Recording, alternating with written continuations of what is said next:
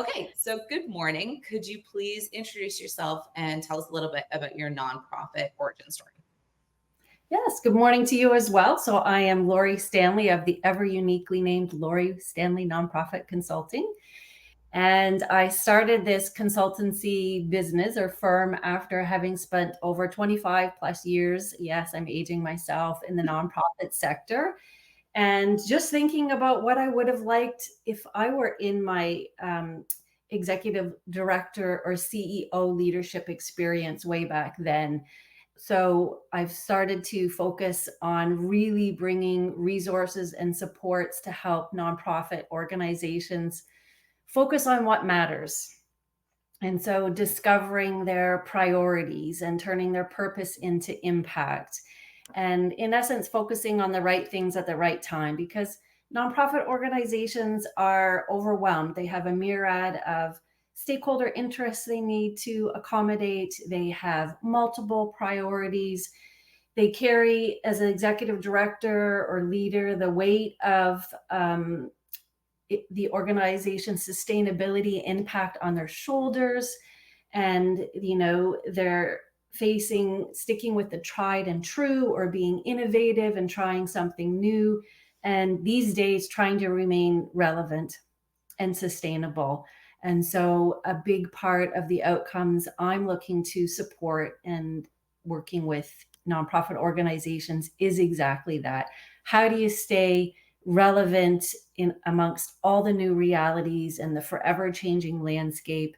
And how do you build that sustainability? So, what it all boils down to is a lot of digging deep and looking at their structures, organizational reviews, developing strategy, most often strategic planning, but it could also be strategies around leadership, sustainability, succession planning. These days, how do we keep staff? How do we Yeah. keep staff, right? So there's strategies within the strategies. And again, just being able to give nonprofits resources and tools and skills. And, they're exhausted and they need just done for me, lots of ideas, lots of programs and services, never enough time. As a consultant, that's what I like to do is let me carry some of that weight. And so I not only help with the theory, the planning, but I also do the execution, help them with sort of that practical component. Like what does it look like in action? What are the steps? What does success look like, et cetera, et cetera. So super fun. I love that a lot because I think the reality is I know so many organizations where a strategic plan is created and it's like, okay, but how are we going to do this? Right? Like it's all great to have a strategic plan, but the who, and like you noted, things are changing so quickly. And nonprofits, I've seen so many challenges with change management of any kind because when we're tapped out, we're exhausted, we don't change very smoothly, right? Like there's a natural resistance to going, I just need to stabilize myself a little bit right now. Sometimes we're contracting instead of expanding, and we almost need brain space or help to expand, right? We can't do it without one of those two things. Those are really wise words and thoughts. And I often say change is personal and change is emotional.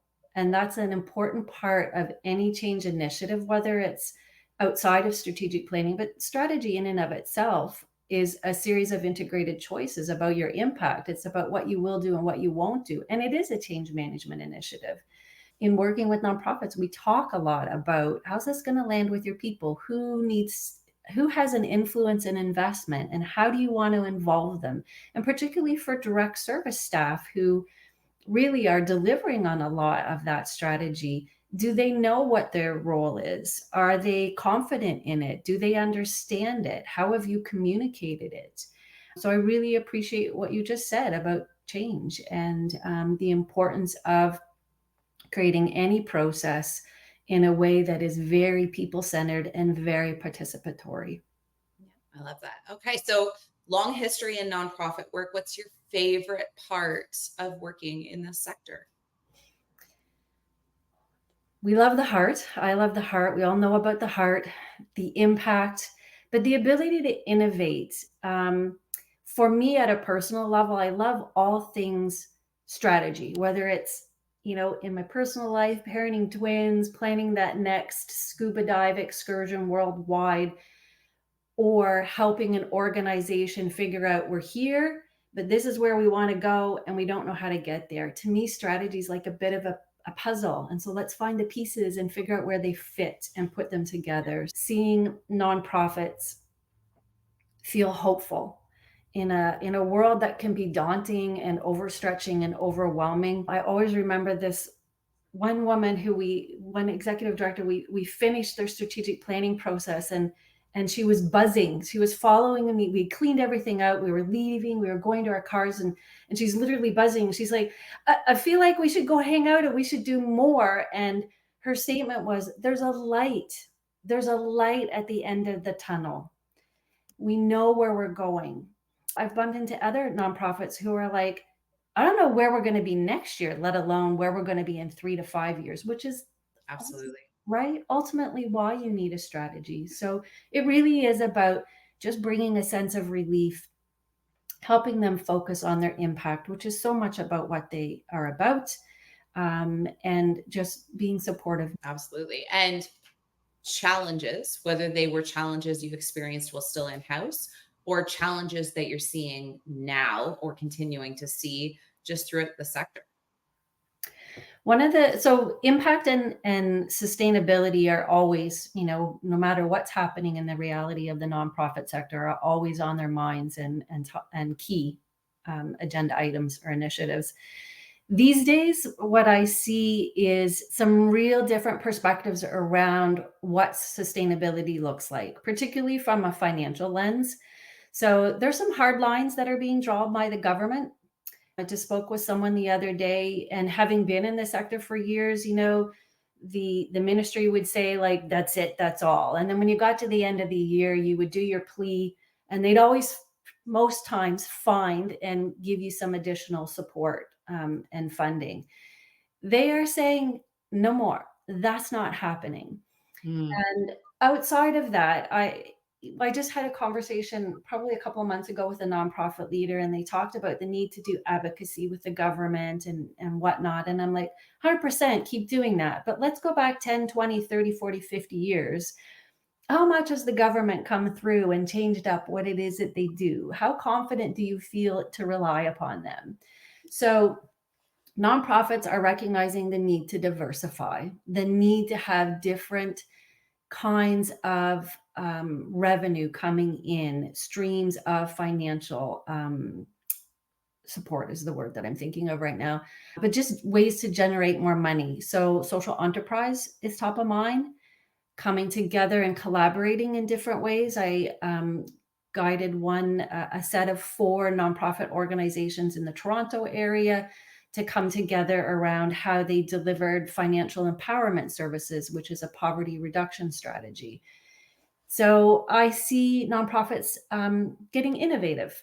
What would it mean if we come together? And even if they're not already there, it's something that I think the field needs to start to think a little bit more about.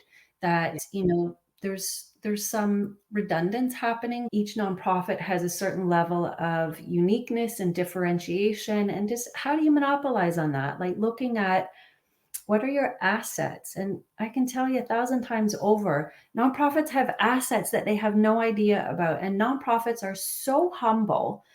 They need to shout out what it is that is their value add. They need to shout out what makes them stand out and attract those resources, whether it's great staff, whether it's partners, whether it's funding, whether it's donors. So Yeah.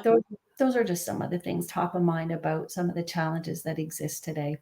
You hit the nail on the head for sure, I think, with diversification of funds. And I think it can feel so daunting. And sometimes more when you're like more of a legacy nonprofit, you've been around for a long time. There's lots of organizations I know, in particular, when there was quite a bit of in Canada, there was a lot of Indigenous related funding for a while, right? Like that was a huge initiative. And a lot of those groups, some of them were quite young nonprofits. They seemed to recognize, well, this isn't going to last for very long. Let's see what the other options are. had a few that I talked to who were looking at like, how do we start doing a fundraising program now? Because we need to know that this money is not going to last and what's the plan. But sometimes when a nonprofit's been around for a long time, whether they're heavily reliant on an event once a year or they're heavily reliant on government funds because that traditionally is where they received a lot of their money, I think those organizations are, even though they've had the time potentially to know that things might change, it was so steady that it was like diversification can be a little bit scary and it requires more staff and it requires a level of innovation that can be really challenging when you're strapped all the time and you don't have extra brain space. So it's interesting to see sometimes younger nonprofits that are fairly new go, well, of course we have to figure out diversification right off the bat. Whereas, some older nonprofits are just not as prepared, right, for that level of change.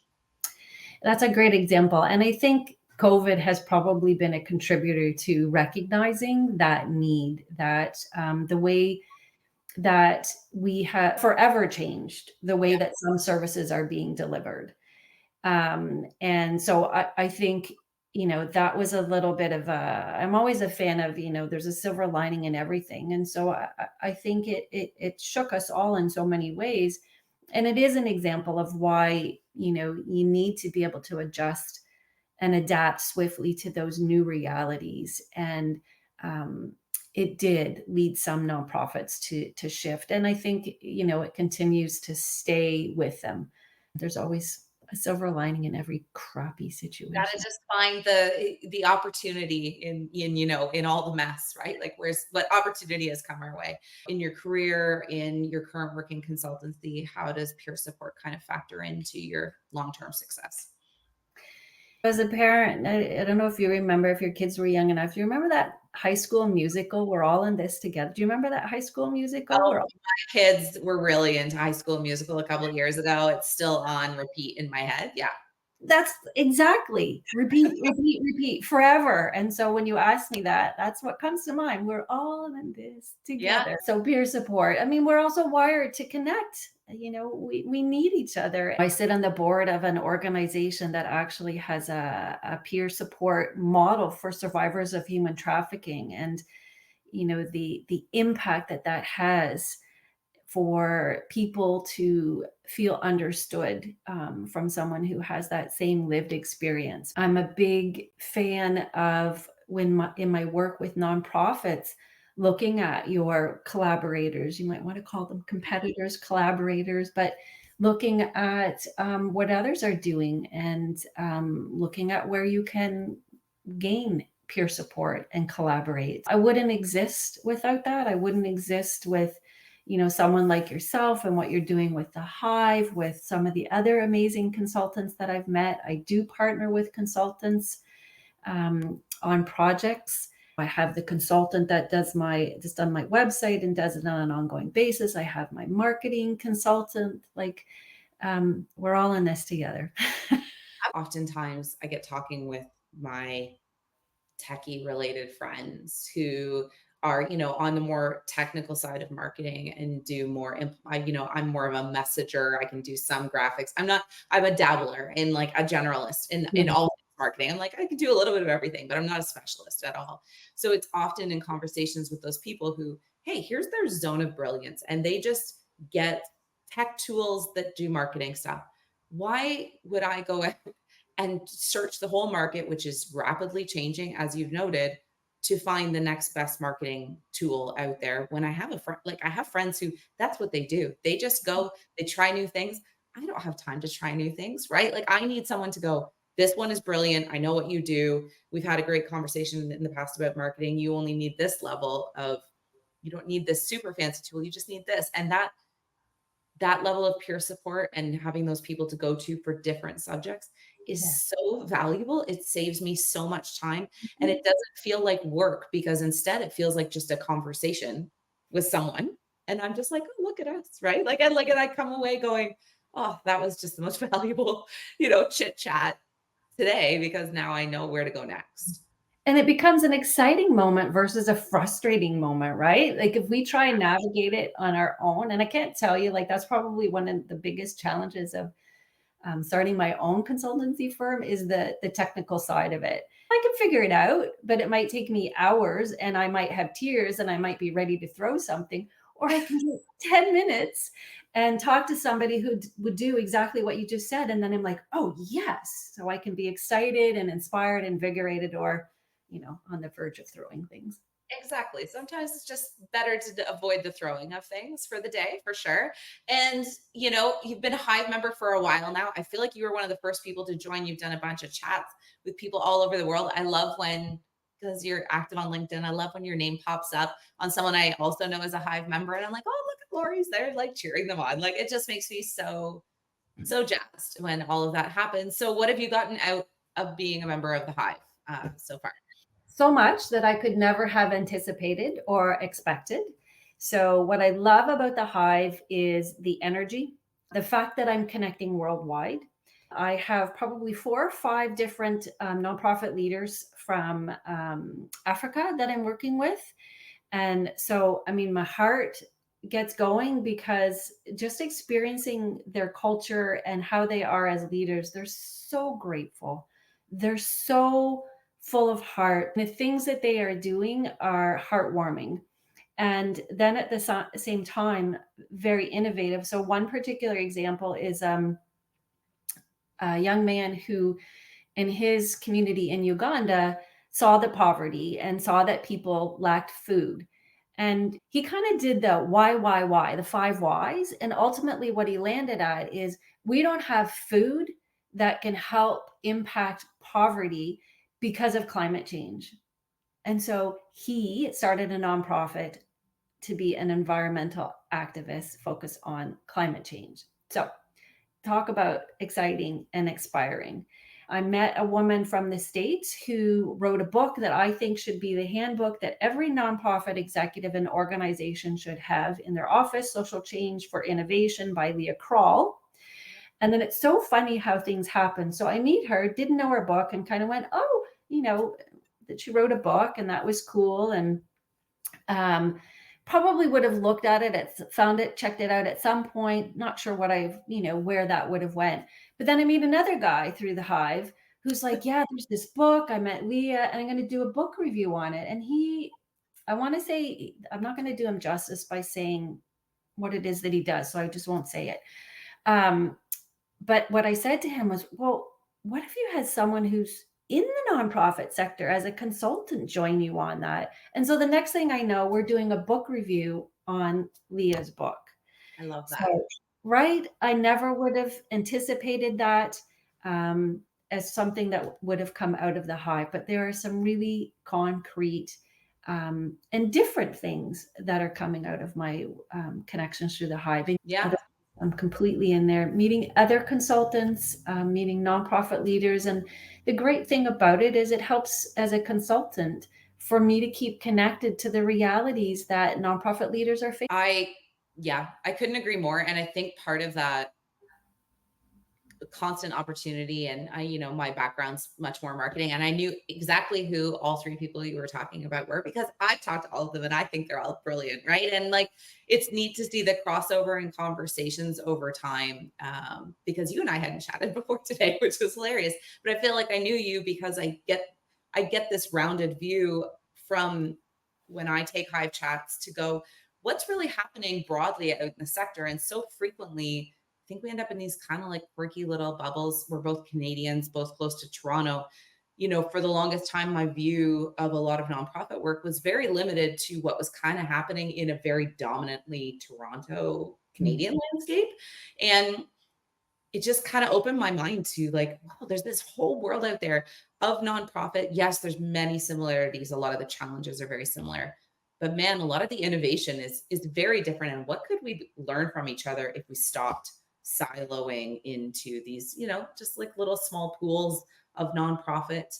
And I think you even noted a little earlier in the conversation, too often we look at our competitors, like, other people who work in the space as only competitors. And I think on a local level, I'm in a city that's a tri-city area. So there's 3 food banks that technically all are within, I think, 30 kilometers of each other.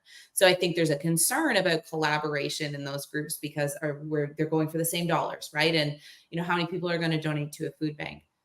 But isn't it cool when you get one of those food banks gets an opportunity to talk to somebody in an American food bank who maybe is innovating and doing something interesting to connect with their community, and there's no competition there. There's only really an opportunity for collaboration and to understand and share and grow. And I just don't think there was much out there that was doing it, so, which was partly why I started this. I was like, how are we not talking to each other across Mhm. borders, right? Like this seems crazy. And now across continents. Right. Well, and that was totally I don't know if you've talked to anyone from the Fafali team. Raymond Amazato just latched onto this, and he was, a UX military in the US, and I have him to thank for like a large part of how many African founders jumped in because he's just that same kind of connector person who's like, oh, you should check, and yeah, just it's been so cool, unintended, but possibly my favorite part of what's come out of this. Well, and I, appreciate that example that you provide of the three food banks so close to each other. And you know what? I've been in this sector, so I mean, I remember always being surprised by territory, why nonprofits were so territorial. And sometimes it was even, and this isn't about the food banks, but sometimes it was even, they're in your jurisdiction, like they just need help. Yeah. But the food banks, and I do understand it, the concept of scarce resources and competitors. But imagine if those three nonprofit food banks came together and said, you know what, let's look at all the possibilities, and pooled their resources, and together, because they have that many more staff who could look for grants or potential funding pockets. They have more time, they have more skill set, and they discover beyond the 5, 10 different kinds of funding pools they have to discover 30 possibilities. And one food bank decides to focus on this area of service delivery while another one focuses on this service delivery, and Yes. together, right? And then all of a sudden they're doing their own unique but still similar things, reaching more people.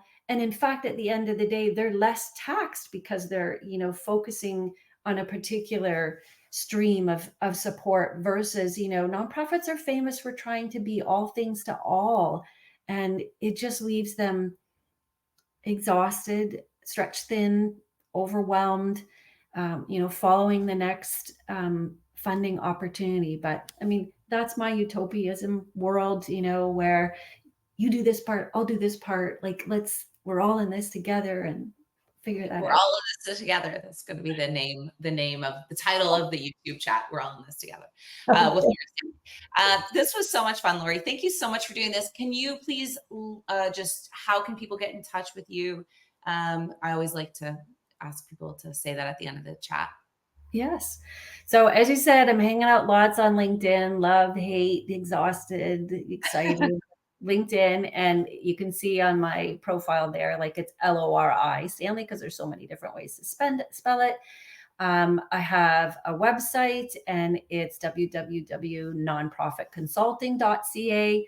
And then you're welcome to email me at Lori@nonprofitconsulting.